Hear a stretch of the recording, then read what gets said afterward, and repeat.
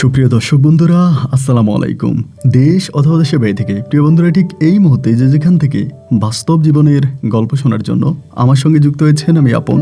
আর যে আপন জীবনের গল্পের 1571তম পর্বে আপনাকে প্রতিদিনের মতো স্বাগতম জানাচ্ছি। বন্ধুগণ, আজ আমি আপনাকে শোনাবো বরিশালের ভাই সৌদি প্রবাসী মোহাম্মদ শাহিন আলমের জীবনের এক তাজ্জব করুণ বাস্তব জীবন কাহিনী।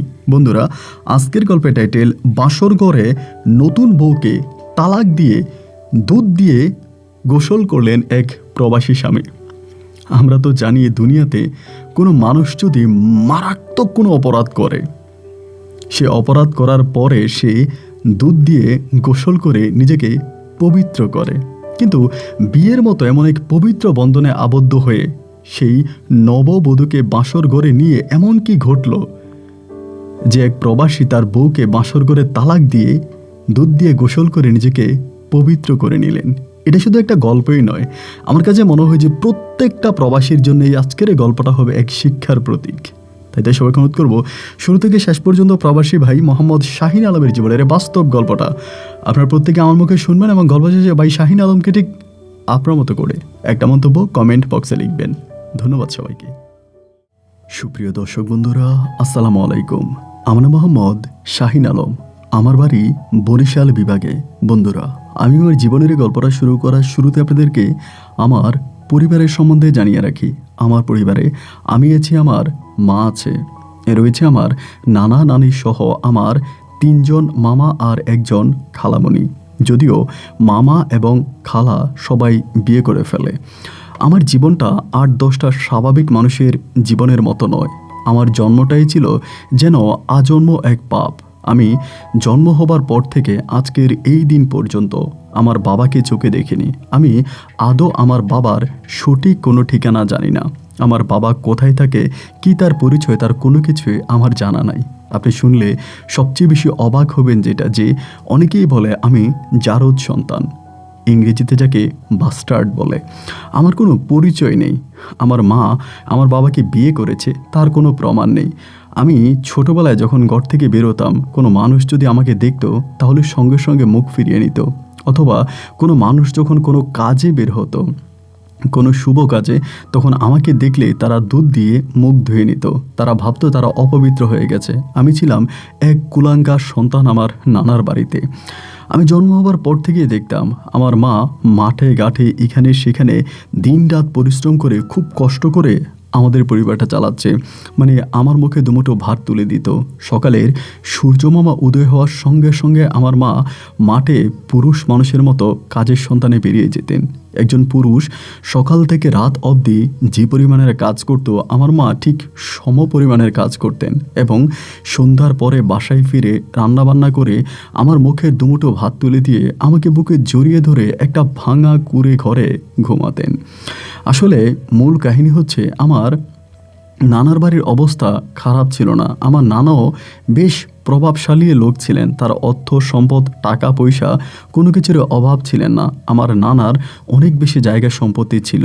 শুনেছিলাম আপনার চিটাগং বিভাগেরই এক লোক, যার বাড়ি হয়তো কুমিল্লা কিংবা নোয়াখালী হবে, তিনি আমাদের এখানে কাজের সন্ধানে আসে। তার কোনো ঠিকানা কেউই জানতো না। লোকটা নাকি 5 ওয়াক্ত নামাজ পড়তেন এবং দিনের পথে চলতেন, যাকে দেখলে মনে হয় খুবই ধার্মিক একজন ব্যক্তি। তিনি এমন করে আমার নানু বাড়িতে কাজ খুঁজতে আসার পরে আমার নানাভাই তখন তারে কাজ দেয়। আমার নানাভাই দেখলো যে লোকটার মুখ ভর্তি দাড়ি, মাথার মধ্যে টুপি, পরে আছে পাঞ্জাবি। নিতান্তই দেখলে মনে হয় যে লোকটা খুবই ধার্মিক এবং ভালো মনের মানুষ হবে, যার কথা বিশ্বাস করে আমার নানাভাই তখন এই লোকটাকে কাজ দিল। লোকটাও আমার নানাভাইয়ের বাড়িতে কাজ করত। এমন করে কাজ করতে করতে একটা পর্যায়ে কেমন করে জানে আমার মায়ের সঙ্গে ওই লোকটার একটা ভালো সম্পর্ক হয়ে যায়। আমার মা কিন্তু দেখতে শুনতে খুব বেশি একটা সুন্দর ছিলেন না, একেবারে কালো বর্ণের ছিলেন, এবং চেহারায় খুব বেশি একটা মায়াও ছিল না। এই লোকটা কেনই বা আমার মায়ের সঙ্গে রিলেশনে জড়িয়ে যায় তা আল্লাহ তাআলাই ভালো জানে। এবং এই রকম প্রেম করতে করতে একটা পর্যায়ে আমার মা এই লোকটার সঙ্গে অবৈধ সম্পর্কে লিপ্ত হয়, এবং অবৈধ সম্পর্কে লিপ্ত হওয়ার পরে এক পর্যায়ে আমার মায়ের পেটে বাচ্চা চলে আসে, মানে আমি আসি। পরে আমার মা লোকটাকে বিয়ে করার জন্য চাপ দেয়। লোকটা তখন বলে, আমি তোমাদের বাড়িতে কাজ করি, হিসাব করতে গেলে আমি তোমাদের ঘরের কাজের ছেলে। তোমার বাবা এলাকার যে প্রভাবশালী, এত বড় লোক, এত তার টাকা পয়সা, তিনি কখনোই তো তোমাকে আমার কাছে বিয়ে দিবে না। এবং এটা যদি তিনি জানতে পারে যে তোমার পেটে আমার বাচ্চা, তিনি আমাকে মেরেই ফেলবেন, আমাকে তিনি কেটে জলে ভাসিয়ে দিবেন। আমার মা নাকি তখন বলতেছিল যে দেখো, তুমি যাই বলো, যেটাই বলো, বাবার কাছে বলা ছাড়া তো কোনো উপায় নেই। তখনই নাকি আমার বাবা আমার মাকে বলতেছিল, একটা কাজ করো, তুমি পেটের বাচ্চাটাকে মেরে ফেলো, যেহেতু বিয়ে করা ছাড়াই আমরা এই বাচ্চাটাকে দুনিয়াতে তোমার পেটে দিয়েছি, তাহলে তুমি বাচ্চাটাকে মেরে ফেলো, আর বাচ্চাটাকে মেরে ফেললেই সমস্ত সমস্যার সমাধান হয়ে যাবে। আমার মা বলে, তুমি একজন ধার্মিক মানুষ, মাথায় টুপি পরো, তোমার মুখে দাড়ি, এবং এই অবস্থা দেখে আমার বাবা তোমাকে আমাদের বাড়িতে কাজ দিয়েছে, কিন্তু তুমি কিভাবে বলতে পারো যে আমি আমার পেটের সন্তানটাকে মেরে ফেলবো? তুমি কি খুনি? আমরা শয়তানের প্রলোচনায় পড়ে বা শয়তানের ফাঁদে পড়ে যে অপরাধ করেছি, তার পরিপ্রেক্ষিতে আমার পেটে সন্তান আসছে, আমি সেই সন্তানটাকে মেরে ফেললে আমার ডাবল অপরাধ হবে। তুমি চলো আমরা বিয়ে করে ফেলি, এবং বিয়ে করে আমরা আল্লাহর কাছে তওবা পাঠ করব, ক্ষমা চাইবো আমাদের অতীত জীবন নিয়ে, আল্লাহ হয়তো আমাদেরকে মাফ করে দিবেন। কিন্তু কোনোভাবে আমার বাবা বিয়ে করার জন্য রাজি হচ্ছিলেন না। তিনি এক বাক্যে বলতে শুরু করলেন যে না, আমি এই মুহূর্তে বিয়ে করতে পারবো না। বাবা যখন ওই মুহূর্তে ডিরেক্টলি বলে দিল আমি বিয়ে করতে পারবো না, তখন মা পড়ে গেল উভয় সংকটে। মা তখন বুঝতে পারতেছিল না যে কি করবে, কারণ যদি কোনোভাবে বিয়ে ছাড়া পেটে সন্তান নিয়েছে এটা যদি আমার নানা ভাই জানতে পারে, তো আমার মাকে আস্থা রাখবে না, মাকে মেরেই ফেলবে। এই ভয়ে মা তখন নানা ভাইকেও বলতে পারতেছিল না। আমার বাবাকে যখন বিয়ে করার জন্য খুব বেশি চাপ দিচ্ছিল, আমার বাবা একটা সময় করলো কি, এই বাড়ি থেকে পালিয়ে যায়। দিনের বেলায় মাঠে কাজ করতে যায়, এবং এরপরে হঠাৎ করে বাবার বাড়ি ফিরে আসে না। সন্ধ্যার সময় সবাই বলা বলি করতেছিল যে বাবাকে আর খুঁজে পাওয়া যাচ্ছে না। এবং যখনই এটা বলল যে আমার বাবাকে খুঁজে পাওয়া যাচ্ছে না, আমার আব্বার নাম ছিল হাকিম, বলে হাকিম রে খুঁজে পাওয়া যাচ্ছে না, আমার মায়ের সঙ্গে সঙ্গে মাথা ঘুরে পড়ে গেছে। মানে ওই জায়গার মধ্যে মাথা ঘুরে পড়ে গেছে, উঠানের মধ্যে। এবং পড়ে যাওয়ার পরেই আমার নানা ভাই তখন ডাক্তার নিয়ে আসে। ডাক্তার আনার পরে ডাক্তারে কী জানি দেখছে, কিন্তু আমার মায়ের শরীরের অবস্থা খুব খারাপ। আমার জ্ঞান ফিরে আসছে, কিন্তু শরীরের অবস্থা খুব খারাপ। ডাক্তার বলল একটা কাজ করেন, সকালবেলায় ওনাকে একটা ভালো হসপিটালে নিয়ে যান, একজন বড় ডাক্তার দেখান, ওনার শরীরের কন্ডিশন কিন্তু খুব বেশি একটা ভালো না। ঠিক এমতো অবস্থার মধ্যে তখন আমার নানা ভাই করলো কি, সকালবেলা আমার মাকে নিয়ে ডাক্তারের কাছে যাবে, কিন্তু মা কোনোভাবেই যাচ্ছে না। আমার নানা ভাই বারবার বলতেছে যে চল তোর একটু পরীক্ষা নিরীক্ষা করাই, তোর শরীর দুর্বল কেন, তোর একটু ওষুধ টষুধ কিনে দে। কিন্তু মা যাচ্ছে না, কারণ মা তো জানে তার পেটে আমি আছি, তার পেটে বাচ্চা আছে, সুতরাং ডাক্তারের কাছে গেলে তো এটা প্রমাণ হয়ে যাবে পেটে বাচ্চা আছে, তখন তো এলাহি কাণ্ড ঘটে যাবে। আমার মা ডিরেক্টলি আমার নানা ভাইকে বলতেছে যে না আমি যাব না, আমি ডাক্তারের কাছে যাব না। নানা ভাই বলতেছে তুই যাবি না কেন, তোর পেটে বাচ্চা আছে, তোর এরকম সমস্যা, তোর শরীর খারাপ লাগতেছে, তো তুই যাবি না কেন? মা যাচ্ছে না, কোনোভাবেই মা যাবে না। এই অবস্থার ভিতরে প্রায় দুপুর হয়ে গেছে। দুপুর হয়ে যাওয়ার পরে আমার নানা তখন করলো কি, একজন বড় ডাক্তারকে নিয়ে আসছে বাড়িতে, যেহেতু মা যাচ্ছে না, তো দুপুরে বড় ডাক্তার নিয়ে আসছে। এবার বড় ডাক্তারে যখন পরীক্ষা করতে যাবে, মা তখন দিচ্ছে না, মানে শরীর দিতেছে না চেক করার জন্য, বা তিনি দিচ্ছে না। মা মনে করতেছে যে ডাক্তার ধরলেই বুঝে যাবে যে মায়ের পেটে বাচ্চা আছে, এই জন্য মা কোনোভাবেই ডাক্তারকে তার শরীরে হাত দিতে দিবে না। এইরকম ঝামেলা হতে হতে হতে হতে একটা সময় মোটামুটি খুব সমস্যা হয়ে গেছিলো আর কি। তো তারপরে আমার নানা ভাই তখন আর কিছু করতে পারলো না। রাত হয়ে যাওয়ার পরে আমার নানি তখন আমার মায়ের রুমে গেছে। মায়ের রুমে যাওয়ার পরে মায়ের জিজ্ঞেস করতেছে তোর কি হয়েছে তুই বল। এখন মারে বারবার বলতেছে মা বলে না, এবং একটা পর্যায়ে আমার নানির কাছে মা নাকি তখন কান্না করতে করতে বলা শুরু করছিল, মধ্যরাতের কাছাকাছি। যখন কান্না করে করে বলতেছিল, এমন সময় আমার নানা ভাই নাকি ঘরের দরজার সামনে দাঁড়িয়েছিল, কিন্তু আমার মা নানি দুজনেই জানতো না। নানা ভাই তখন জেনে যায় যে আমার মায়ের পেটে বাচ্চা আছে, এবং এটা ওই আব্দুল হাকিমের বাচ্চা। এটা জানার সঙ্গে সঙ্গে আমার নানা ভাই তখন করছে কি, দৌড়ে আইসা মায়ের মারতে ধরছে ঘরের মধ্যে। এবং এমত অবস্থায় নানুমণি তখন নানারে ধরে রাখতে পারে না, কোনোভাবেই নানা রাখতে পারতেছে না, নানা মাকে মেরে ফেলবে। এরপরে আমার নানু বলতেছে যে ওরে আপনি মাইরেন না, এটা সকালে আমরা বিচার করবো বা সকালে দেখবো কি করা যায়। সারাটা রাত নাকি প্রচণ্ড রকমের ঝামেলা ঝগড়া গেল, এবং সকাল হওয়ার পরে আমার নানা ভাই তখন বলতেছিল আমার নানিরে যে তুমি এই মেয়েরা বাড়ি থেকে বের করে দাও। আমার তো 2টা মেয়ে, আমার আরেকটা মেয়ে তো আছে, সমস্যা নাই, আমার 3টা ছেলে আছে, আমার এই মেয়ের দরকার নাই, এই মেয়েরে তুমি বের করে দাও। আমার নানু তখন বলতেছে যে না, আমি বের করবো না।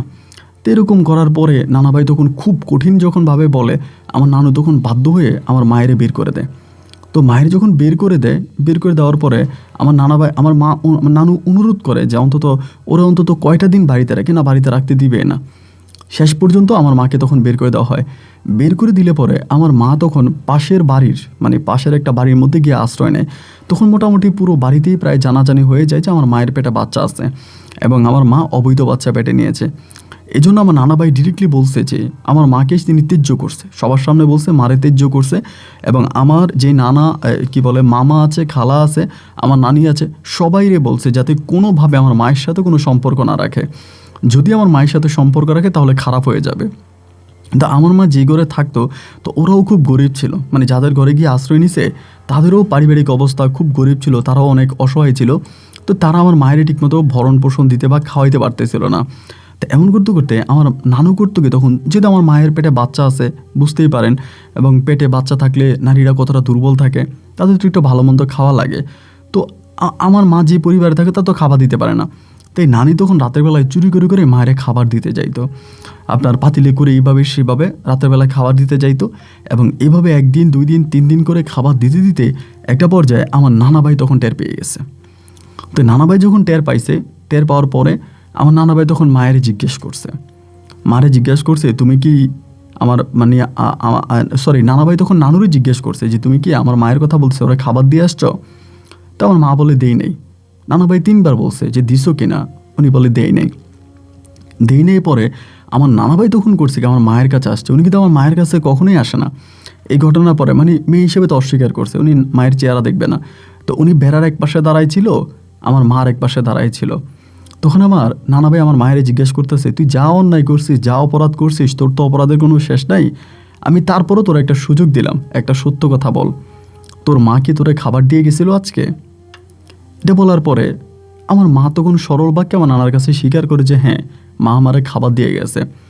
একথা বলার সঙ্গে সঙ্গে আমার নানাভাই ঘরের মধ্যে গিয়ে এই বুড়ো বয়সে আমার নানুমণিকে নাকি তালাক দিয়ে দেয়, একদম সবার সামনে। 1 তালাক, 2 তালাক, 3 তালাক দিয়ে ঘাড় ধাক্কা দিয়ে আমার নানুকে ঘর থেকে বের করে দেয়। এটা ছিল আমার মায়ের জন্য খুবই বেদনাদায়ক, কারণ তখন আমার নানু বুড়ো হয়ে গেছে এবং এই বয়সে তাকে নানাভাই তালাক দিয়ে দিয়েছে। তো রাতের মধ্যে আমার নানুর ভাইয়েরা এসে আমার নানুমণিকে নিয়ে যায়। শুরু হয়ে গেল আমার মায়ের এক অন্যরকম যুদ্ধ। কোমরে শাড়ির আঁচলটাকে পেঁচিয়ে আমার মা মাঠে কাজ করতে শুরু করলো। নানা ভাই অথবা মামা অথবা খালা কেউই কিন্তু আমার মায়ের সঙ্গে পরিচয় রাখে নাই। এই করে দিন রাতগুলো কাটতে কাটতে একটা পর্যায়ে, যেহেতু মা মাঠে ঘাটে কাজ করে এখানে যায় ওখানে যায়, আমার নানার মান সম্মান নষ্ট হয়, মামাদের মান সম্মান নষ্ট হয়। তার জন্য তারা তখন আমার মা তখন প্রায় 9 মাসের গর্ভবতী ছিলেন। এই 9 মাসের গর্ভবতী থাকা অবস্থায় আমার মাকে মেরে গ্রাম থেকে বের করে দিছে।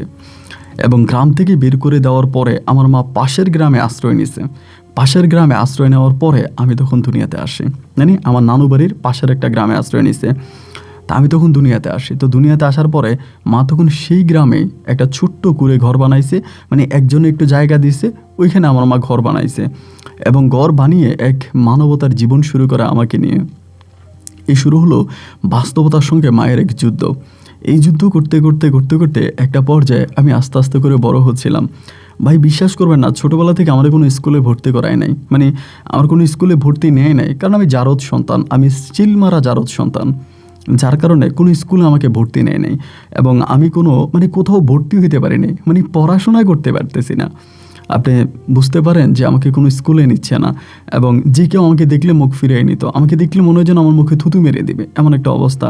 মাঠে ঘাটে আমি খেলতে গেলে কেউ আমার সঙ্গে খেলতো না, সবাই বলতো তুই জারদ সন্তান, তোর বাপের ঠিক নাই, এমন করে আমাকে ডিরেক্টলি বলতো। এই জারদ সন্তানের কথাটা শুনতে শুনতে শুনতে শুনতে একটা পর্যায়ে আমি বড় হই এবং বড় হওয়ার পরে তখন মোটামুটি প্রায় অনেকটাই বড় হয়ে যাই। তখন আমি নিজেও মাঠে ঘাটে কাজ টাজ করি, আমার মাও কাজ কাম করে। তো আমি যখন একেবারে বড় হয়ে যাওয়ার পরে আমার মামারা তখন আমার সঙ্গে আস্তে আস্তে কথা বলতো। নানা ভাই তো তখন অসুস্থ হয়ে যায়, বিছানায় পড়ে যায়, খুব বেশি একটা হাঁটাচলা করতে পারে না, উনি বিছানায় থাকে। তো আমার যে 3 মামা আছে বড়, ইনের আবার আমার সঙ্গে কথাবার্তা বলতো। আস্তে আস্তে করে সম্পর্কটা কিছুটা ক্লোজ হয়ে গেছিলো, আগের মতো এতটা হার্ড লাইনে নাই। তো নানাভাইয়ের সঙ্গে কথা বলতাম, তারা আমার সঙ্গে কথা বলতো, নানুমণি কথা বলতো, নানুমণির সঙ্গে তো আর কোনো সম্পর্ক আমার ছিল না, এই মামারা কথা বলতো মাঝে মাঝে, ইনাদের বাজারে ব্যবসা ট্যাবসা ছিল, এখানে যাইতাম, ওর সঙ্গে কথাবার্তা বলতাম। এই করতে করতে আমার বয়স তখন প্রায় আনুমানিক 17-18 বা আমি প্রাপ্তবয়স্ক হয়ে যাই। প্রাপ্তবয়স্ক হয়ে যাওয়ার পরে আমার খালা তখন করলো কি, আমার খালু তখন সৌদি আরবে থাকে আমার খালু। তো আমার খালুর কাছে নাকি একটা ভিসা আসছে, একটা সৌদির ভিসা আছে, এই কথা আমার মায়ের জানায়। আমার মা কেমনে কেমনে জানছে যাই না, একদিন রাতে আমারে বলতেছে যে শাহিন রে, এমন এমন ঘটনা, তোর খালার কাছে নাকি একটা সৌদির ভিসা আছে, আমি কি চাই কথা বলবো তোর বিদেশ পাঠানোর জন্য। আমি বললাম, মা খালা কি আর আমার ফ্রিতে বিদেশ নিব? বিদেশ নিতে কত টাকা লাগে এবং এত টাকা কিভাবে হবে, আমাকে কি দিবে নাকি? আমাকে তো দিবে না। এরপরেও আমার খালা তখন, আমার মা গিয়ে কথা বলছে খালার সঙ্গে, খালা রাজি হয়েছে। তার শর্ত দিছে কি, যে তুমি যদি আমার বাপে তোমার নামে কোনোদিন দলিল দেয়, কারণ আমার নানা তো মৌখিকভাবে আমার মাকে ত্যায্য করছে, সয় সম্পত্তি দিবে না এরকম তো কোনো কথা নাই। তো বলছে যদি কোনোদিন আমার আব্বা তোমার নামে জমি দেয়, তা তুমি সেই জমি আমার দিয়ে দেওয়া লাগবে। এটা যদি তুমি ওয়াদা করো বা এই বলে যদি তুমি স্ট্যাম্পে সিগনেচার করো, তাইলে পরে আমি তোমার ছেলের ফ্রিতে বিদেশ নিয়ে যাব। তখন তো আমাদের কোনো টাকা পয়সা কিচ্ছু নাই, মামারা সুন্দর সুন্দর কথা বলে কিন্তু টাকা তো আর দেবে না। আমি তখনও ধরেন আপনার মাঠে ঘাটে বদলা দিতেছি, এরকম জমি জমাতে কাজ করতেছি। তো এরকম করে বলার পরেই লাস্ট পর্যন্ত বললো যে আচ্ছা ঠিক আছে, আমাকে খালু আমাকে বিদেশে নিয়ে যাবে। তো এই প্রথম পাসপোর্ট বানাইলাম, টিকিট করলাম, ভিসা করলাম, সব কিছু কমপ্লিট করলাম। করার পরে কয়েক মাসের মধ্যেই আমার ভিসা মোটামুটি সম্পূর্ণ হয়ে গেছে। তো আমি খালার একটা অনুরোধ করছিলাম যে খালা, আমার মা তো ওই ঘরে একা একা থাকে, মা তো অনেক অসুস্থ। আমার মা কিন্তু তখন সুস্থ ছিল না, কাজ করতে করতে শরীরের হাড্ডিগুলো মনে হয় যেন খসে গেছে, ক্ষয় হয়ে গেছে, উনি এখন আর ঠিকমতো কাজ করতে পারে না। তো খালা তখন বলতেছিল, আমি তখন খালারে বললাম যে খালা, আমার মা আপনাদের বাড়িতে একটু থাকুক, আমি আপনার বাড়িতে দিয়ে যাই। খালা ডিরেক্টলি বলতেছে, না না না, আমাদের বাড়িতে তোর মা থাকলে তোর খালু অনেক রাগ করবে, তোর খালু তোর মায়ের দেখতে পারে না, আমাদের ঘরে যাতে না থাকে, আমাদের খালার ঘরে আমার মা থাকবে, সেটাও খালা রাজি হয় নাই। পরে যাই হোক, একটা ছোট্ট ঘরে আমি তখন মায়ের রাইখা তো আমি তখন সৌদি আরবের উদ্দেশ্যে চলে যাই। আল্লাহর অশেষ রহমতে আমি সৌদি আরবে যাওয়ার পরে একটা ভালো অবস্থানে যাই, একটা ভালো চাকরি পাই, ভালো চাকরি করি, ভালো টাকা ইনকাম করি। মোটামুটি পরিবারের যে একটা অভাব ছিল, আমি সেই অভাব থেকে অনেকটা বেরিয়ে আসি। আর আমাদের পারিবারিক মানুষের সংখ্যা তো একেবারেই কম, আমি, আমার মা, আমরা তো দুজনেই, আমাদের তো আর কেউ নেই। যার কারণে দেখা গেল যে খরচটা মোটামুটি কম ছিল কিন্তু ইনকামটা বেশ ভালো ছিল। এই করতে করতে অল্প দিনের ভিতরে আমি সৌদি আরবে যাওয়ার পরে আমার মায়ের জন্য একটা জমি কিনতে পারি, একটা জমি কিনি এবং সেই জমিতে বাড়ি বানানোর জন্য পরিকল্পনা করি।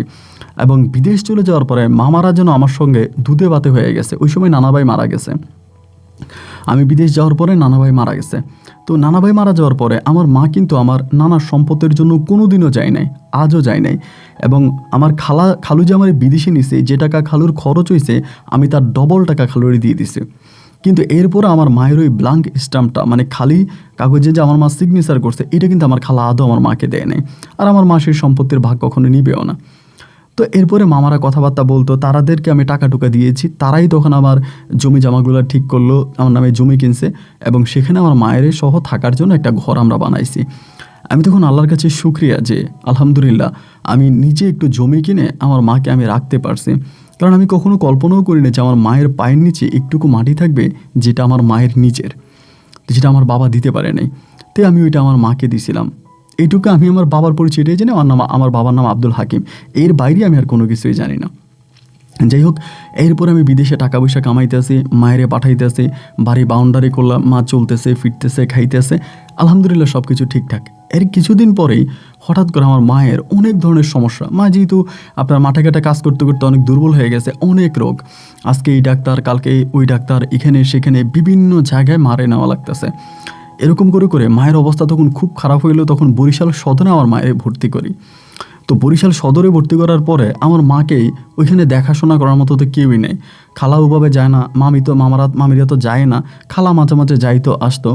তা এরকম করে মা ওই হসপিটালে থাকা অবস্থায় হসপিটালের পাশের বেডের একটা মেয়ে, একটা পুরুষ ছিল, সেই পুরুষের একটা মেয়ে ছিল, মেয়েটার নাম ছিল হচ্ছে মনি আক্তার। ওই মনি মেয়েটা যখন দেখলো যে আমার মা অসুস্থ, হসপিটালে শুয়ে আছে এবং তাকে দেখার মতো কেউই নাই, এবং উনি নিজে নিজে উঠে পানি খাচ্ছে বা টয়লেটে যেতে কষ্ট হচ্ছে, খুব বয়স্ক মহিলা, তো ওই মনি মেয়েটা তখন আমার মাকে হেল্প করতে শুরু করলো, সাহায্য করতে শুরু করলো। মায়ের কাছে মোবাইল ছিল, আমি ফোন করতাম, ফোন করলে পরে আমি জিজ্ঞেস করতাম মা কী অবস্থা। মা তখন বলে ওই যে মেয়েটা আছে, ওই মেয়েটা আমারে ধরে ধরে বাথরুমে নিয়ে যায়, আমার বাথরুম থেকে আনে, এবং মেয়েটা অনেক ভালো। তা আমি তখন মেয়েটার সঙ্গে কথা বলতাম, ফোনে কথা বলতাম যে বোন আমার মায়েরটার একটু দেখেন, আমার মায়ের তো আসলে দুনিয়াতে কেউ নাই, এবং আমার আসলে আমার জীবনটা খুব কষ্টের একটা জীবন, আমার মায়ের আগে পিছে কেউ নাই, আমার মাকে একটু দেখেন, আমার মাকে একটু দেখেন, মানে খুবভাবে অনুরোধ করছি মেয়েটারে। তখন মেয়েটা বললো যে আচ্ছা ঠিক আছে ভাই, আপনি টেনশন করবেন না, আমি দেখব। আমার আম্মা 21 দিনের মতো হসপিটালে ছিল, মেয়ের বাবা 6 দিন থেকে চলে গেছে। এরপরে আমার মা কন্টিনিউয়াসলি মানে আমার মায়ের পাশে এই মেয়েটা ছিল, মানে মনি আক্তার সারাক্ষণই আমার আম্মুর পাশে ছিল। আম্মু কখন কী খাবে, আম্মুর ওষুধ টষুধ একদম নিজের মেয়ের মতো আমার মায়ের তক্ত তালাশ করেছে। আমি তখন এই মেয়েটার প্রতি বেশ খুশি হয়েছে, মানে অনেকটা ভালো লেগেছে। এবং লাগার পরে যেটা ঘটলো যে আমি তো তখন, আমার আম্মা তখন সুস্থ হয়ে বাড়ি ফিরছে। এবার আমার আম্মা আমারে বারবার ফোন দিয়ে বলে বাবারে মনি কিন্তু অনেক ভালো, এবং মনির মতো মেয়ে এই দুনিয়াতে হয় না, মনি যথেষ্ট ভালো, মানে যথেষ্ট ভালো, বারবার বলতেছে। তা আমি তখন বললাম যে ঠিক আছে, মনি যেহেতু যথেষ্ট ভালো তাই ভালো। আমার আম্মা তখন আমার একটা সময় বলতেছে যে আমি এই মেয়েটারই বিয়ে করে তোর বউ বানায় নিয়ে আসবো। আমি তখন মায়েরে বললাম যে মা আমি হয়েছি সৌদি আরবে, তুমি হইলা বাংলাদেশে, এখন এই মেয়েরে তুমি আমারে বিয়ে করাইবে, ঠিক আছে আমি তোমার পছন্দেই বিয়ে করব। তুমি আমার জন্য অনেক কষ্ট করছো, বাবা মা দুজনের ভালোবাসাই তুমি আমাকে একা দিছো, সুতরাং আমি তোমার কথার বাইরে যাব না, তুমি যেখানে বলো আমি সেখানেই বিয়ে করব। তা আমি তো এখন বিদেশে, এখন কি করব। মা আমার বলে তুই যদি আমার কথা দেস তাহলে আমি মেয়েটারে আমার ছেলের বউর মতো করেই রাখবো, আমার ছেলের বউর মতো করেই রাখবো। তাই আমি বললাম যে আচ্ছা ঠিক আছে, সমস্যা নাই, তুমি রাখো।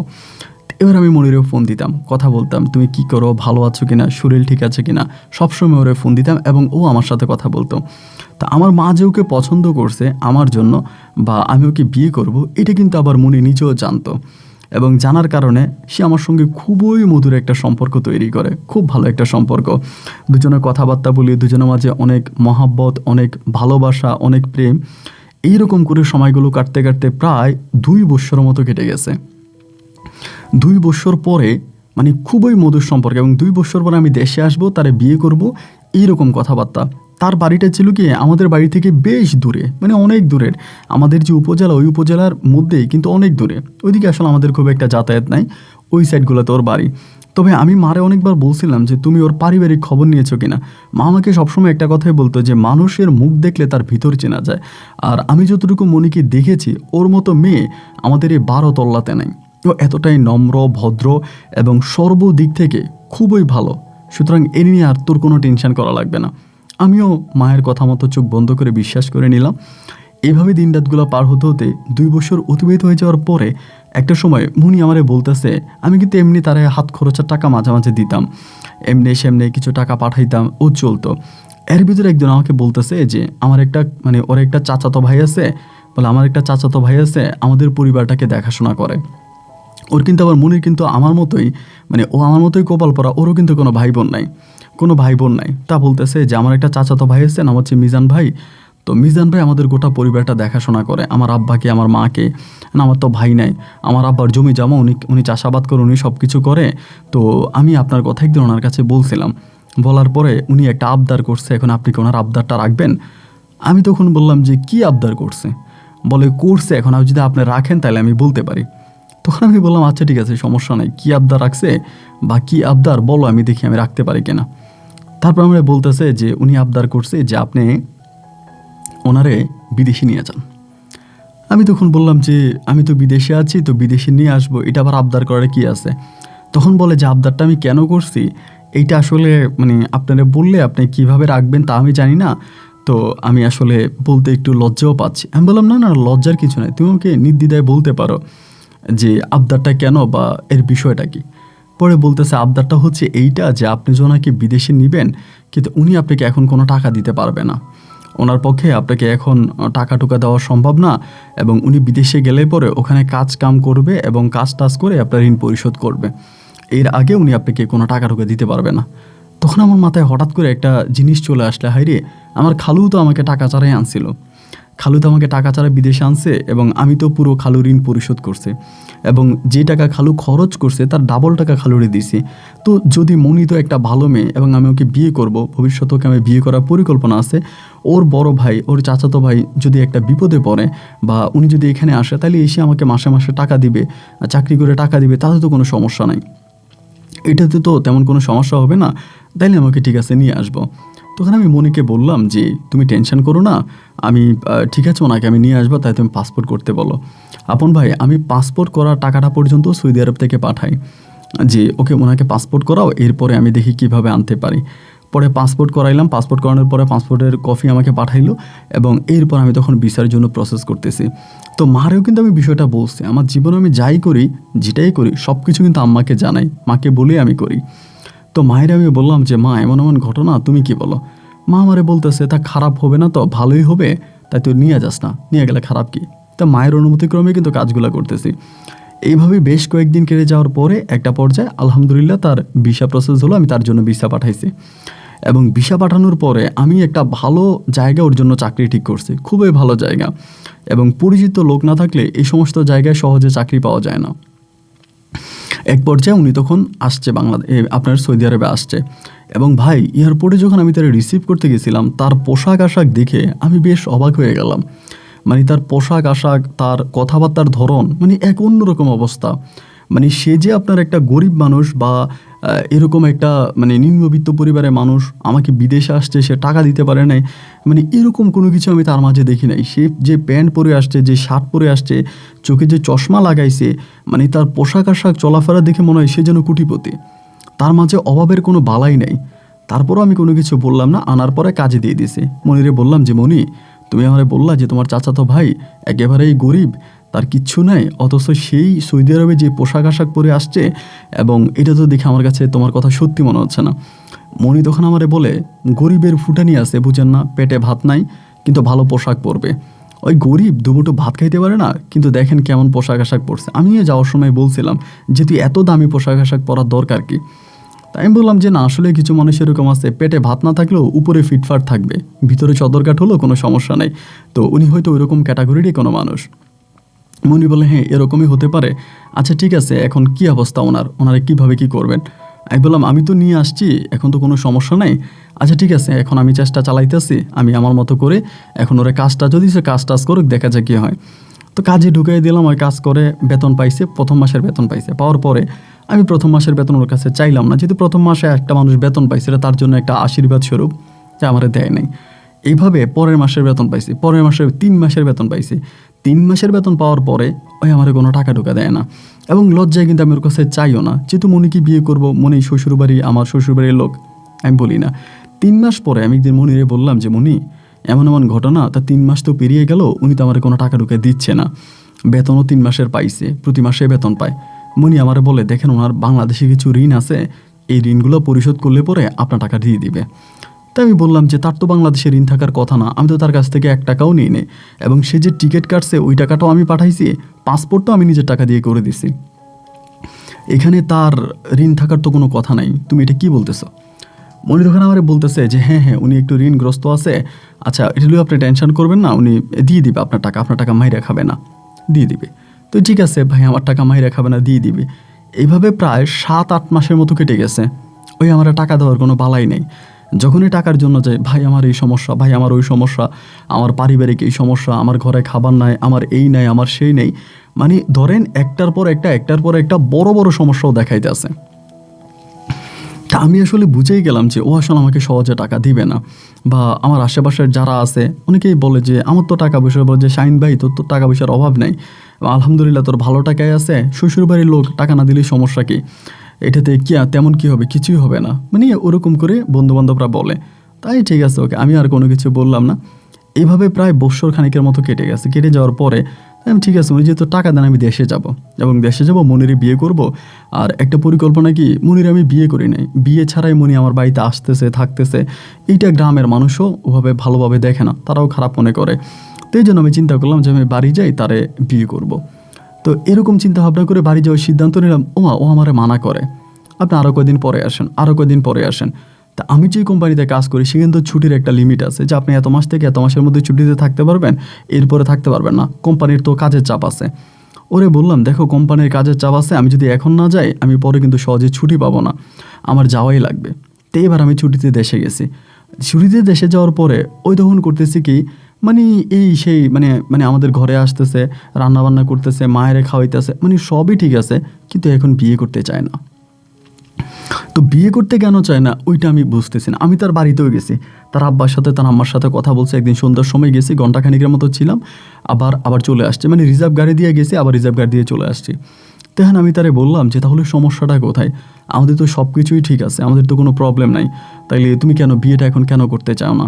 না, ও আমরা বিয়ে করতে চায় না, বিয়ে করতে চায় না, বিয়ে করতে চায় না, খুব ঘুরাইতেছে আমারে, আজ করব কাল করব এরকম করে করে পুরো 1.5 মাস কাটাই দিছে। ও আমার সঙ্গে সব কিছু করতে রাজি, ঘুরতে রাজি, ফিরতে রাজি, খাইতে রাজি, মোটামুটি সবই তার রাজি, কিন্তু তাই বিয়েটা করতে সে রাজি হচ্ছে না। মানে শুধু বিয়েটা ছাড়া বাকি সব কিছু আপনি বললেই সেই ইয়েস, কোনো প্রবলেম নেই। তো যেহেতু করে না, এইভাবে 2 মাস কেটে গেল। আমি তখন মায়েরে বললাম যে মা, ও তো রাজি হচ্ছে না। মা আমারে বলে, আমিও তো বুঝতেছি না রাজি হয় না কেন, তোর মতো একটা ছেলে, কোনো আনজা নাই জানজা নাই, এবং তোর কোনো ভাই নাই বোন নাই, আমি মানুষ একজন, ওরই তো সব, ওর তো কোনো কিছুর অভাব নাই, ওই তো এখানে রানীর মতো থাকতে পারবে, তাহলে ও রাজি কেন হচ্ছে না?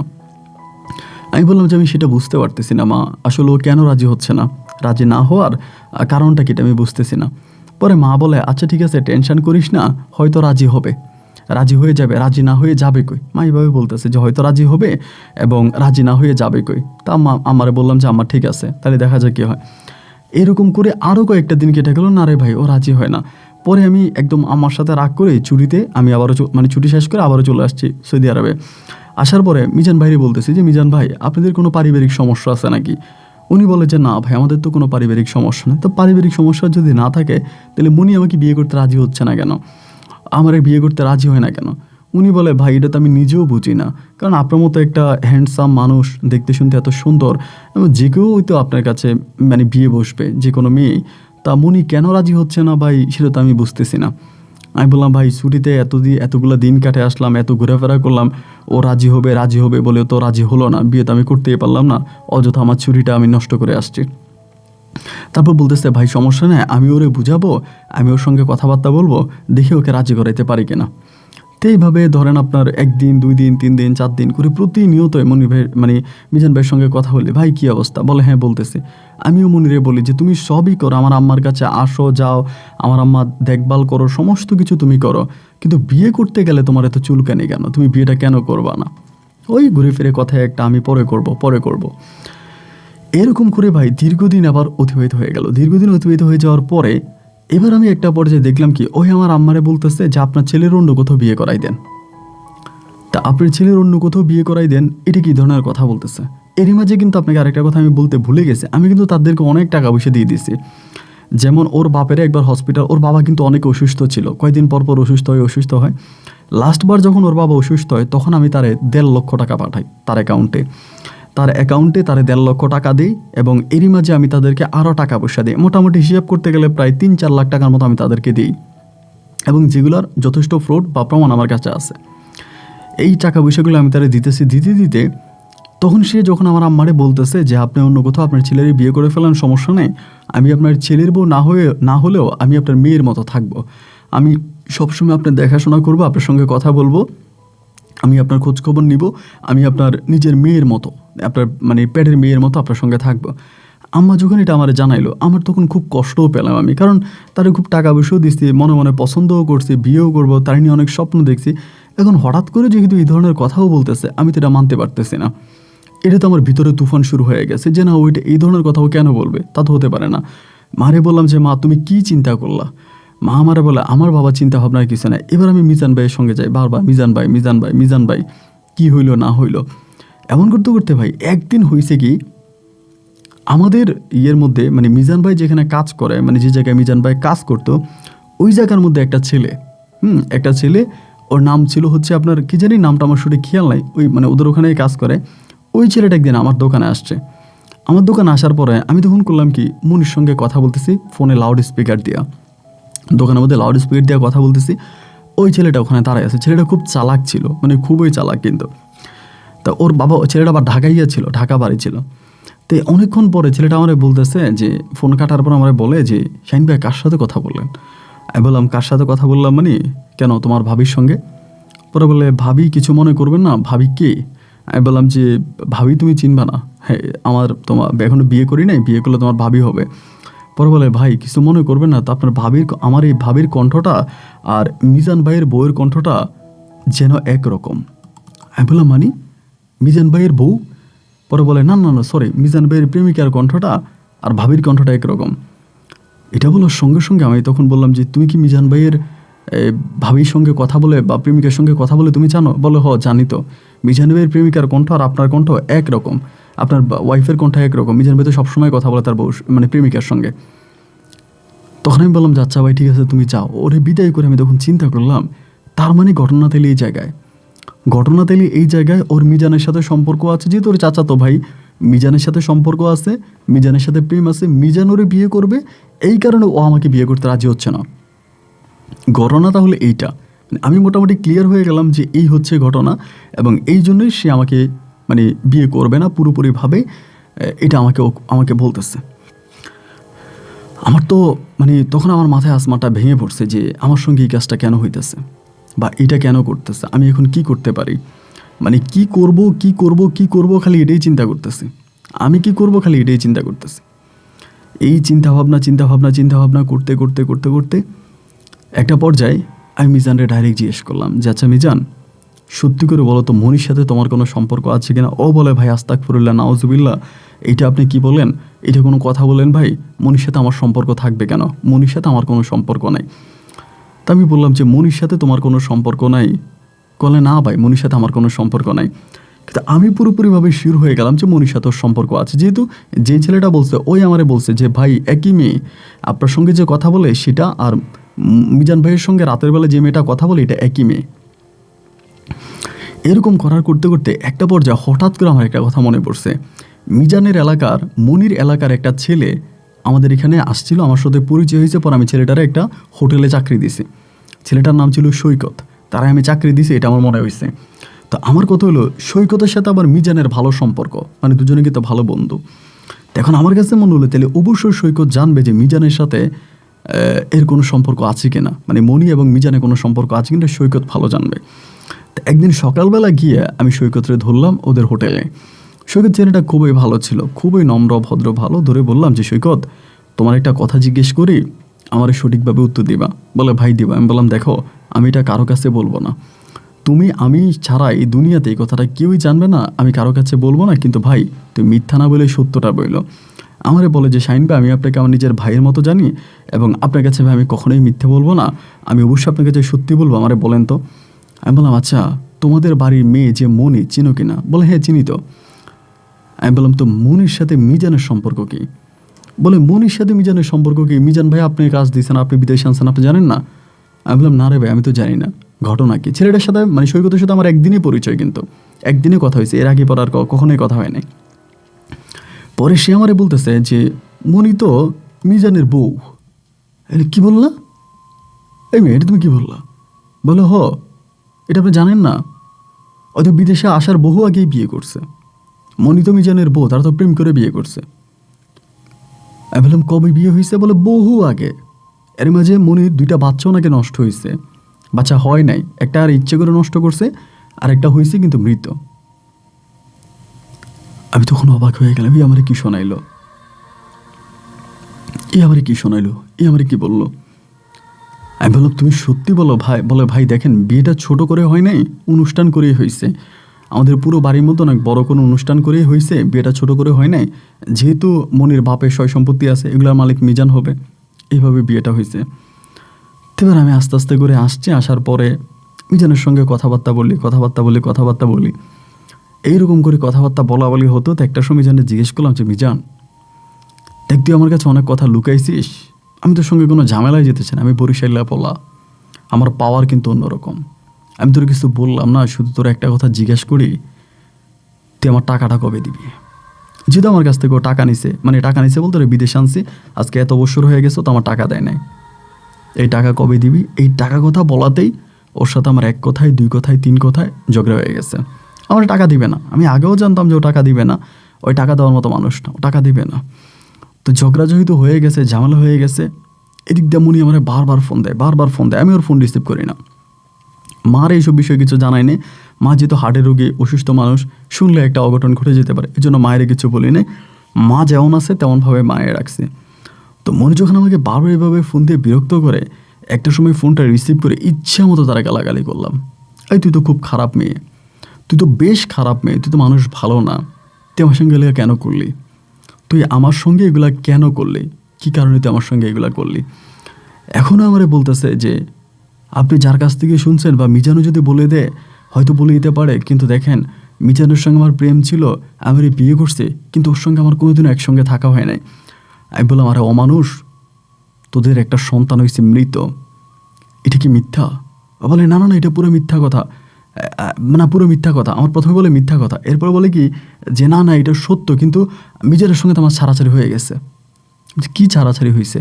বলো ওর সঙ্গে আমার আমাদের একসঙ্গে কোনো সম্পর্ক নাই, ওর সঙ্গে সম্পর্ক যদি না থাকবে তাহলে তুই ওরে সৌদি আরবে পাঠাইলি কেন, আমার কাছ থেকে টাকা নিলি কেন, এবং সৌদি আরবে পাঠানোর পরে তুই প্রতি রাতে ওর সঙ্গে ঘন্টার পর ঘন্টা কথা বলিস, এই প্রমাণও আমার কাছে আছে।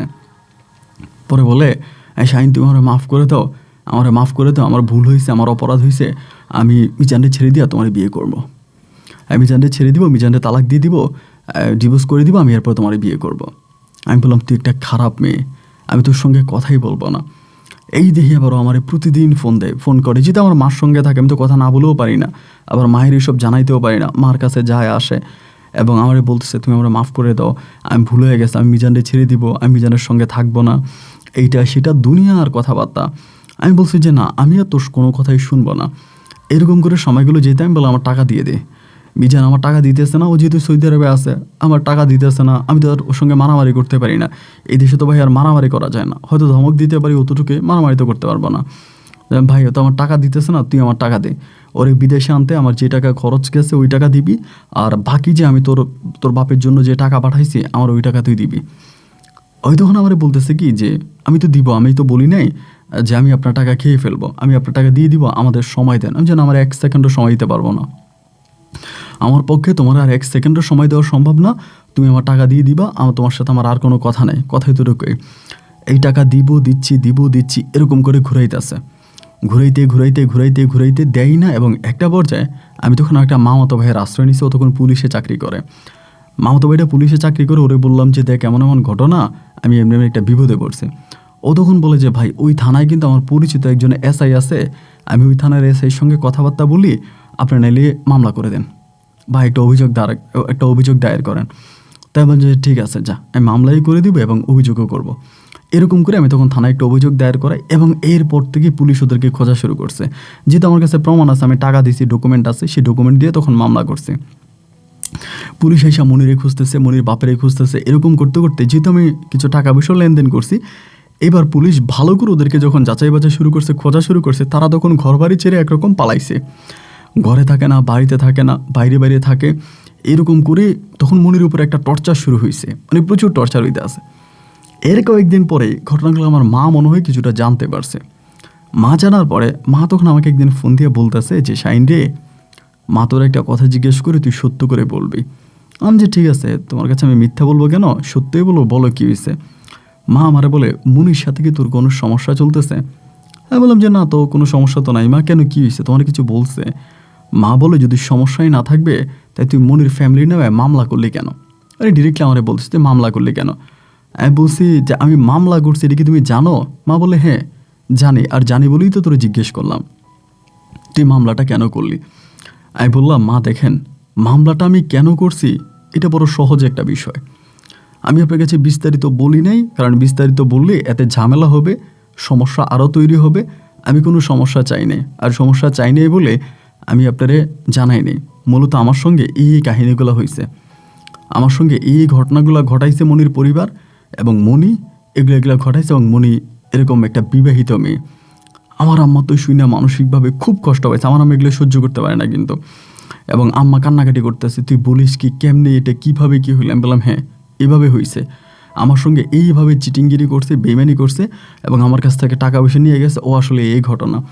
আম্মা তো কান্নাকাটি করতেছে, হায় হায় হায় রে বাবা, এটা কেমনি কি হইলো, এটা কিভাবে কি হইলো। আমি বললাম যে মা ঠিক আছে, তুমি আর এই মনির বিষয়ে আমার সঙ্গে কথা বলো না, আমি যেমনে পারি আমি ওদের কাছ থেকে টাকা উদ্ধার করে ছাড়বো, যেহেতু আমি প্রশাসনিকভাবে একটু ভালো হেল্প পাইছি।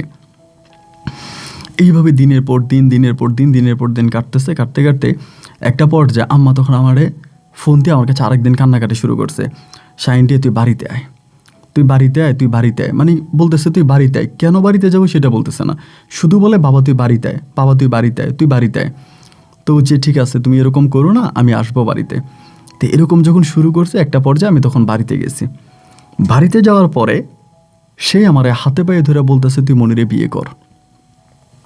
আমি বললাম মনি এখানে পাইলা কই, মনি তো মনি মামলা টামলা দিছে। আমারে বলতেছে যে না, মনি আমারে ফোন করছে, ফোন করে সে কান্নাকাটি করতেছে আমার কাছে, তুই মামলাটা উঠে নে, মামলাটা উঠে নিয়ে তুই ওরে বিয়ে কর। আমি বললাম যে তুমি কি বলো, বলে হ্যাঁ। এর ভিতরেই হলো কি, হঠাৎ করে একদিন আমাদের বাড়িতে বিকাল বলতে সন্ধ্যার পরে আইসা আমার হাতে পায়ে ধরে কান্না শুরু করছে, আমার পায়ে ধরে কান্না করতেছে।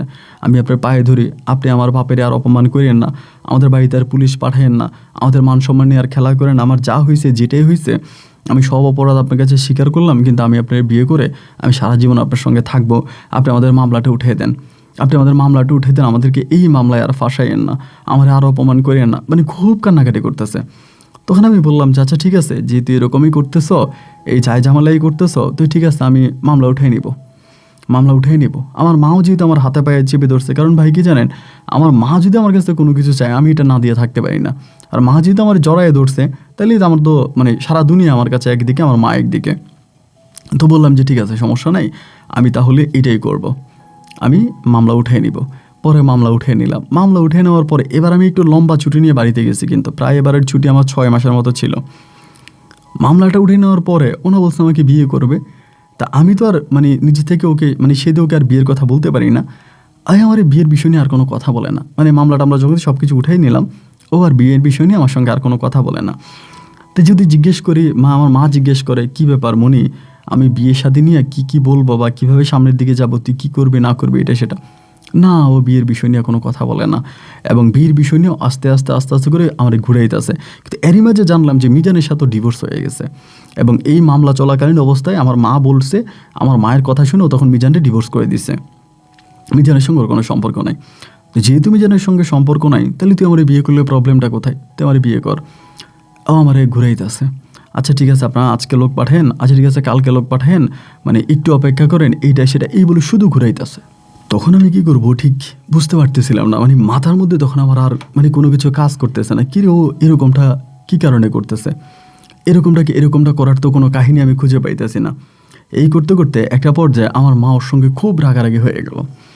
রাগারাগি হলো যে এত পরিমাণে রাগারাগি যে তুই আমার ছেলের সঙ্গে এগুলো কেন করতেছিস, তুই সব কথাই তো আমার ছেলে তোর মেনে নিল, তোর বাপের কাছে টাকাও চাই নাই, বা তোর আগের স্বামীর আমার ছেলে বিদেশ নিছে এটার জন্যই কোনো কিছু চাই নাই বা কিছুই করে নাই, এখন তো আমার ছেলে সর্বদিক থেকে ঠিক আছে, তাহলে তুই ওর সঙ্গে এটা কেন করলে, ওর এইভাবে কেন তুই ঘুরাইতেছিস, কেন কষ্ট দিতেছিস।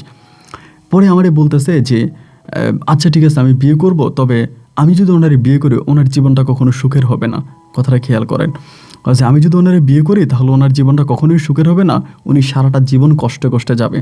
আমি চাই না যে আপনার ছেলের জীবন সারা জীবন কষ্টে কষ্টে কাটুক, আপনার ছেলেরে আপনি দেখে শুনে অন্য কোথাও বিয়ে করাইলে তার জীবনটা সুখের হবে। আমার আম্মা বলে কেন, তার কারণ কি, ওই তখন বলে তার কারণ হচ্ছে আমি মানুষ ভালো না, আমি মনি আক্তার, আমি মানুষ হিসেবে খুব খারাপ, আমি যদি ওর বিয়ে করি ওর পুরো জীবনটা জাহান্নাম হয়ে যাবে। এখন তো আপনারা বুঝতেছেন না, তবে একটা সময় হলে ঠিকই বুঝবেন, আর যখন বুঝবেন তখন হায় হায় করবেন, মানে ও সব নিজেই বলে দিতেছে। কিন্তু আমার আম্মা তখন বলতেছে যে যা হবার যেটাই হবে, এবং ও যেহেতু এইটুকু পর্যন্ত হয়ে গেছে আমি এটা নিয়ে আর কথা বাড়াইতে চাই না। এইবার ওদের মানে ওর আব্বা আম্মার সাথে আমার আম্মা কথা বললো, আমার মামারা কথা বললো, সবাই কথাবার্তা বললো। এবার আপনার শুক্রবারে একেবারে ধুমধাম করে অনুষ্ঠান করে, পারিবারিকভাবে বড় অনুষ্ঠান করে আমি ওর বিয়ে করে ঘরে আনছি, মানে বিয়ের সাথে কমপ্লিট করে রাত্রেবেলায় ঘরে আসার পরে তো আমি তখন বাসর করে গেলাম। এখানে আপনাকে আরেকটা বিষয় জানায় রাখি, এর মাঝে কিন্তু আবার 10-15 দিন ওর সঙ্গে আমার কোনো মানে দেখা টাকা হয়নি আর কি, এমনি অন্যদিন দেখা টাকা হইতো, 10-15 দিন দেখা হয়নি। 10-15 দিন পরে যখন আমাদের বিয়ে সাথে সম্পর্ক, আমরা বাসর ঘরে গেছি। এখন বাসর ঘরে যাওয়ার পরে তাই মানে আমার সব অতীতে যেহেতু ওর সঙ্গে আমার অনেক ঝামেলা সমস্যা অনেক কিছু ছিল, তো এগুলো নিয়ে কথাবার্তা বলতেছি যে মনি তুমি আমার উপরে কোনো রাগ অভিমান ক্ষোভ রাখো না, আমিও তোমার উপরে কোনো রাগ অভিমান ক্ষোভ রাখতে চাই না। আমাদের অতীত জীবনে যা হয়েছে যেটাই হয়েছে সব কিছু ভুলে আমরা এখন নতুনভাবে সংসার করে আমাদের জীবনটা সাজাতে চাই। আমরা আর কোনো অতীত নিয়ে কোনো কথা বলতে চাই না। ওই তখন বলে যে আচ্ছা ঠিক আছে, তুমি এটা নিয়ে টেনশন করো না, এবং আমিও একইভাবে হচ্ছে এটা ঠিকঠাক করে দিব, মানে আমার এগুলো বলতেছে। তাই আমি আচ্ছা ঠিক আছে, কোনো সমস্যা নেই। কথাবার্তা সব কিছু ঠিকঠাক হলো। হওয়ার পরে রাতের বেলা যখনই ওর সঙ্গে আমি কোনো একটা সম্পর্কে, তখনই আমার কাছে কেন জানি হঠাৎ করে ডাউট লাগতেছে যে ওর পেটের মধ্যে যখন হাত দিলাম, পেটের মধ্যে হাত দেওয়ার পরে আমার জানি কেমন সন্দেহ লাগতেছে। তখন আমি বললাম, আচ্ছা মনি তোমার পেটটা এত বড় কেন? ও বলে না, কই পেট বড়, এগুলো কী বলতেছে উল্টাপাল্টা কথাবার্তা। আমি বললাম যে না, তোর পেটটা কেন যেন অনেক বড় লাগতেছে আমার কাছে। ও বলে ছি, এরকম উল্টাপাল্টা কথা বললে না তো, আমার পেট বড় হবে কেন? আমার পেট যেমন আছে তেমনই। আমি বললাম না মনি, তোমার পেট যেমন আছে তেমন না, আমার মন বলতেছে যে তোমার পেটে বাচ্চা আছে। ওই তখন বলে ছি, তুমি এগুলো কী বলো, এগুলো কী ধরনের কথা? না, এটা হতে পারে না। আমি বললাম আমাদের পাশের বাড়িতে একজন ডাক্তার আছে। এটা কিন্তু আমি ওরা মিথ্যা বলছিলাম যে আমাদের পাশের বাড়িতে একটা ডাক্তার আছে, আমি ওরা গোপনে ডাক দিয়ে আনতেছি, ও চেক আপ করলেই সাথে সাথে বলে দিতে পারবে যে তোমার পেটে বাচ্চা আছে কি না। ও তখন বলে যে না না না, তুমি এটা কী বলো, তুমি বাসর করে অন্য কোনো লোকেরে আনবা? আমি বললাম ওই সে তো অন্য কোনো লোক না, সে একজন ডাক্তার, একজন সম্মানিত ডাক্তার, সে আইসা দেখবে যে তোমার পেটে কোনো বাচ্চা আছে কিনা। তখন আমারে বলতেছে তুমি কি এই জন্য আমারে বিয়ে করছিলা? আমি তো তোমারে বিয়ে করতে চাই নাই, তুমি তো জোর করে বিয়ে করলা। আমি বললাম জোর করে বিয়ে করলাম আর যেভাবেই বিয়ে করলাম, বিয়ে তো আমি করছি। এখন তুমি কি আমার বিয়ের আগে বলছিলা তোমার পেটে বাচ্চা আছে? এত কিছু হওয়ার পরেও আমি তোমার বিয়ে করছি, এত যায় ঝামেলা, এত সমস্যা, এত কিছু করার পরেও আমি তোমার বিয়ে করছি। তাইলে তুমি এখন আমার এই সত্যি কথা বলো যে তোমার পেটে বাচ্চা আছে, আমারটা স্বীকার করো। যদি স্বীকার না করো তাইলে কিন্তু আমি ওরা ডাইকে আনবো। ওই মুহূর্তেও তখন বলতেছে কি যে আচ্ছা আচ্ছা ঠিক আছে, তুমি এরকমটা করো না, আমি তোমার কাছে সত্যিটা বলবো। তো ঠিক আছে, সত্যিটা কি বলো। তখনও বলতেছে যে ওর পেটে আসলেই বাচ্চা আছে, ওর পেটে আসলেই বাচ্চা আছে। আমি বললাম তো তোমার পেটে আসলেই বাচ্চা আছে, এই বাচ্চার বাবাকে? ওই তখন বলে কি আমি বলতে পারবো না। আমি তখন বললাম জানো, আমি জারজ, তোমার আগেও বলছিলাম এখনও বলি আমি জারজ, আমার কোনো বাবা নাই, আমার কোনো বাবা নাই, যার কারণে আমার জন্মটাই ছিল এক আজন্ম পাপ। আমি প্রচুর মানুষের কাছে কষ্ট পাইছি জন্মের পরে। আজকে তুমি অবৈধ সন্তান পেটে নিয়া তুমি সেই সন্তানকে যখন দুনিয়াতে আনবা, তার পরিচয় কি দিবা? তুমি কেন সন্তান নিলা? কে এই সন্তানের বাবা আমাকে বলো। ও তখন আমার কি বলে, তুমি যেমন করে তোমার মা যেমন করে তোমার বাবার পরিচয় দিতে পারবে না, ঠিক তেমন করে আমিও আমার পেটের সন্তানের পরিচয় দিতে পারবো না। তখন আমি ওর পেটটার মধ্যে একটা লাথি মারছিলাম, শরীরে যত শক্তি ছিল শক্তি দিয়ে লাথি মারছি। লাথি মাইরা মানে ও চিৎকার দিছে, চিৎকার দেওয়ার পরে মা তখন এসে দরজা ধাক্কাইতে শুরু করছে। যেহেতু বিয়ে বাড়ি, মোটামুটি সবাই আপনার বিয়ে বাড়িতে, আবার আগামী দিন আমি না আজকে বউ নিয়ে আসছি, এবং এর পরের দিন মেয়ের বাড়ি থেকে লোকজন আসবে, মেয়ের বাড়ি থেকে আবার লোকজন আসবে, অনুষ্ঠান হয় বিয়ের যেভাবে ওভাবে। আম্মা ধাক্কাইতে আছে, বিয়ে বাড়ির সবাই মোটামুটি তখন ওইখানে জড়ো হয়ে গেছে। কিরে কী হয়েছে? আমি ওরা মারতেছি, কিন্তু আম্মা বলতেছে এই দরজা খোল, এই দরজা খোল, আমার দরজা খোল, মানে আম্মা দরজা ধাক্কায় ভেঙে ফেলতেছে। আমি তখন গিয়ে দরজাটা খুলছি, দেখি যে ওর শরীরে রক্ত রক্ত বেরিয়েতেছে। আম্মা আমার বলে এটা তুই কী করলি, এটা তুই কী করলি? আমি তখন উঠানের মধ্যে যে চিৎকার দিছি, চিৎকার দিয়ে বললাম আমি তো একটা অমানুষ, আমি যে পাপ করছি, আমি যে ওর মতো একটা মেয়েরে বিয়ে করে পাপ করছি, আমি তো আসলেই মহাপাপী, আমি তো আসলেই মহাপাপী। এই পাপের তো কোনো সীমা নাই, এই পাপের তো কোনো সীমা নাই যে আমি এত বড় পাপ আমি আমার জীবনে করেছি। কিভাবে করলাম এই পাপ? আমি এই পাপ কিভাবে করলাম? এবং এটা বলেই সকালে দই বসানোর জন্য, মানে ওর বাপের বাড়ি থেকে যে লোকজন আসবে তাদেরকে দই খাওয়ানোর জন্য, দই বসানোর জন্য যে দুধ, প্যাকেটের দুধ, তখন তারা হচ্ছে ঢালতেছিল ইয়ের মধ্যে, আপনার ইয়ের মধ্যে দুধ ঢালতেছিল। এই পুরো দুধের বালতিটা আমি আমার গায়ে ঢেলে দিচ্ছি। গায়ে ঢেলে দিয়ে আমি, সবাই বলে এটা কী করলাম? বলে পবিত্র হইতেছি, আমি পবিত্র হইতেছি। আমি এতদিন একটা অপবিত্র মানুষের সঙ্গে ছিলাম, একটা অপবিত্র মানুষের সঙ্গে ছিলাম, আমি নিজের পবিত্র করলাম। ভীষণ দুধ দিয়া গোসল করলাম ভাই। দুধ দিয়া গোসল করে আমি আমার মায়ের বললাম, মা এই বেইমানটি আর আমার ঘরে রাইখো না।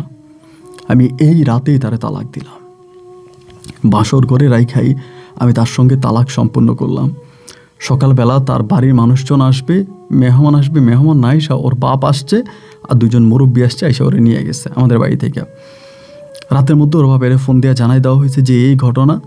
ওর বাপে তখন এসে ওরে নিয়ে গেছে, নিয়ে যে ওর হসপিটালে ভর্তি করাইছে। ওর পেটের বাচ্চার সমস্যা হয়েছে নাকি আমি জানি না। তো সবাই তখন আমার জিজ্ঞেস করতে শুরু করছে আমাদের পাড়ার, কী হয়েছে। আমি আর কি বলবো ভাই, আমার তো আর মানে বলার কোনো কিছু অবকাশ নেই, সবই তো আমার শেষ হয়ে গেল, তো মুখ দেখানোর মতো না। পরে তাড়াতাড়ি ছুটিটারে সামনে নিয়ে আসছি, যে ছুটিটা কাটাইছিলাম ছুটিটারে সামনে নিয়ে আসছি, একেবারে ছুটিটার সামনে আসছে আইনা, কোনো কথা নাই বার্তা নাই। সেখান থেকেই আমি সৌদি আরবে আবারও চলে গেছি। আমার জীবনের কাহিনী ভাই এখনও শেষ নাই। এই থেকে আমি সৌদি আরবে চলে গেছি। সৌদি আরবে যাওয়ার পরে গিয়ে আবারও সৌদি আরবে কাম করতেছি, মানে মনের ভিতরে কোনো শান্তি পাইতেছি না। যাই করি, যেটাই করি, যে কাজে করি, বাট কোনোভাবে মনের ভিতরে কোনো তৃপ্তি পাইতেছি না, কোনো শান্তি পাইতেছি না। আল্লাহ রে আল্লাহ, আর কত সহ্য করব? ও আল্লাহ, আর কত সহ্য করব? আল্লাহ, আমি আর কি করব? আমি ঠিক নিতে পারতেছিলাম না, আমার দ্বারায় আর সম্ভব হচ্ছিল না। আমি অসহ্য, আমি অতৃপ্ত, আমি আর পারতেছিলাম না। এই দুঃখ কষ্ট সহ্য করতেছি, যন্ত্রণা সহ্য করতেছি, এরই মাঝে আপনার দিন রাতগুলো পার করতেছি। 1 দিন 2 দিন 3 দিন করে সময়গুলো পার করতেছি, আর কি করব বুঝতে পারতেছি না। এরই মাঝে আমি তখন সেখানে হালকা নেশা পানীয় করতে শুরু করি।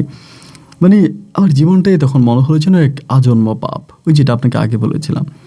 নেশা করতে করতে একদিন কয়েকটা পাকিস্তানি আর ইন্ডিয়ান কেরালা ছিল, বাঙালি কয়েকজন ছিলাম, একটা জায়গার ভিতরে বসছি একটা পাকিস্তানের ঘরে, এবং খাইতেছি এমন সময় হঠাৎ করে তারা দেখে আমার সাথে উশৃঙ্খল আচরণ শুরু করছে। উশৃঙ্খল আচরণ করেই আমারে রুমের ভিতরে ঢুকে ফেলছে। একটা রুমের মধ্যে ঢুকে আমারে মানে একরকম মুক্তিপণ চাইতে আছে। তো কিসের মুক্তিপণ? আমার তাদেরকে টাকা দেওয়া লাগবে, তাই মেরে ফেলবে। 3টা দিন আমার ওখানে আটকায় রাখছে ঘরটার মধ্যে। এই 3 দিনের ভিতরে আমার ব্যাংকে যত টাকা ছিল তাই সমস্ত টাকা তাদেরকে দেওয়া লাগছে। ব্যাংকের যত টাকা ছিল সব টাকা তাদেরকে দিছে। এবং আমি জানি যে এই ঘটনা মিজান ঘটাইছে, এবং যেই লোকগুলোকে আমি দেখেছিলাম আমাকে কিডন্যাপ করছে, আমার ওখানে আটকাইছে, আমার মারছে, এরা সবাই মিজানের সঙ্গে উঠা বসা। এদের সবার মিজানের সাথে সম্পর্ক। ওই মিজানের সঙ্গে বহুবার এদেরকে দেখছি, কিন্তু মিজান ওই জায়গায় উপস্থিত ছিল না। আবার বাড়ি থেকে ফোন করছি, মায়ের ইতিহাস জমি বেচাইছি, যার কাছে টাকা ছিল সে টাকাগুলো আনছে। মানে আমি আর কিচ্ছু রাখিনি, আমি একদম আমার পুরো হাত আমি শূন্য করে ফেলছি। আমার হাতে আর কোনো কিছুই নেই, হাতে কোনো কিছু নেই। জাস্ট আমি তখন চিন্তা করতেছি, আল্লাহ আমি কী করবো? আল্লাহ তুমি আমার এটা কোন বিপদে ফেলাইলা? এই 3টা দিন আমারে এমন মারছে ভাই, আমার শরীরের হাড্ডিগুলারে ভাঙিয়া ফেলছে। এই 3 দিন মাইরা আমার একেবারে শূন্য হাত আমার ওখান থেকে ছেড়ে দিছে। 3 দিন পরে যখন আমার ছাড়ছে, আমি রাস্তার মধ্যে হাঁটতে পারি না। আমি হাঁটতে গিয়ে অনেক জন্য ঢুলে পড়ে যাব, যখন পুলিশের আশ্রয় নেই।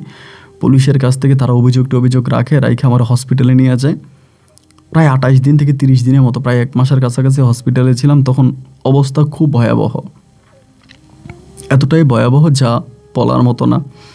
খুব ভয়াবহ অবস্থায় দিন কাটতেছিল। পরে আমি চিন্তা করছি আমি দেশে যাব, আমি আর এখানে আমি থাকবো না, আমি মায়ের কাছে যাব। আমার যাবার বলছি আমি মায়ের কাছে যাব। আমার মায়ের কাছে পাঠানো, হাতে পায়ে ধরে কান্না কেটে মায়ের কাছে যাব। পরে তারা আমার করলো, টিকিট কাটলো, এবং আমার যারা পরিচিত ছিল আর কি সৌদি আরবে, যারা মোটামুটি পরিচিত ছিল, একেবারে শূন্য হাতে, কিচ্ছু ছিল না আমার, একেবারে শূন্য হাতে পরে সৌদি থেকে আমি দেশে ফিরে আসি। তো দেশে যখন আমি আসার পরেই আমার মায়ের কাছে গেছি। তা আমি এরকমভাবেই আমাকে মারছে যে আমার শরীরের যে হাড্ডিগুলো ছিল, মানে হাড্ডিগুলো মনে হয় একটা হাড্ডি রাখে নাই। আমি বাড়িতে আসার পরে আমি হাঁটতে পারি না, চলতে পারি না। আমাকে আমার গ্রামবাসীরা, মামারা যারা আছে, খালা আছে, এরা নিয়ে হসপিটালে ভর্তি করাইছে। 1 দিন 2 দিন নয় ভাই, আমাকে টানা 3 মাস হসপিটালে ভর্তি করায় রাখে। আমার শরীরের এমন কোনো জায়গা নেই যেখানে আমাকে মারে নাই, শরীরের এমন কোনো জায়গা নেই যেখান থেকে ওরা আঘাত করে নাই। এই 3 মাস হসপিটালে আমি এক জীবন মরণ লড়াই করি। সবচেয়ে অবাক করা বিষয় হলো, এই 3 মাস হসপিটালে থাকা অবস্থায় মনি আমার সঙ্গ নেয়, ওই আমার সেবা যত্ন করতে আসে। আমি মানা করি আমার কাছে আসার জন্য। মা বলে, বাবারে কথা বলিস না, থাকো, আসুক। আমার মা তখনও বলে আসুক।